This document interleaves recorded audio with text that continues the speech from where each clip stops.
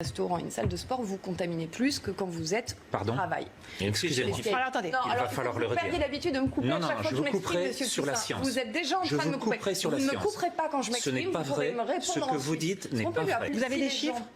Alors on m'a dit 4 fois, 5 fois 2 en restaurant, fois 3 en salle de sport et fois 4 en bar. Pour les bars, en termes de contamination. Les salles de sport, 27 millions d'entrées depuis le retour, 200 contaminations.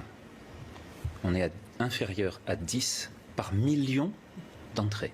Okay. Voilà ce qu'on appelle des cas positifs. Je rappelle que ce ne sont pas des malades. Or, nous sommes en train de dériver actuellement, Midi Libre hier, qui dit les 16 000 nouveaux tests positifs de jeudi sont des malades.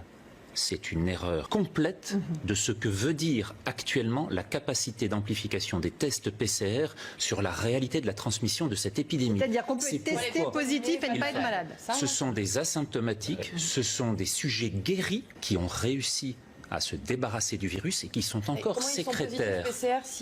Eh bien parce que, chère madame, lorsque vous avez encore du virus dans vos fosses nasales, vous continuez tout en ayant réussi à vous en défendre, à donner donner des fragments dans l'air extérieur. Ces fragments du virus informent les autres de ce qui se passe et vous n'êtes plus contaminant de la forme létale du virus.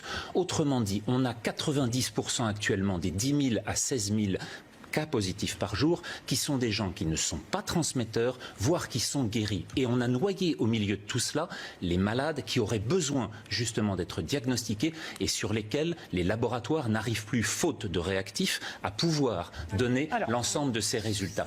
Donc on est en train de noyer le poisson dans une communication, vous m'avez dit communiquer, mais dans une communication du gouvernement qui s'égare. Pourquoi? J'ai entendu ce matin une ministre du gouvernement nous dire, et je cite, actuellement, les décisions ne sont plus aujourd'hui prises sur la réalité de la circulation du virus. Écoutez-la, sur Europe 1 à 8h18. Alors, on va...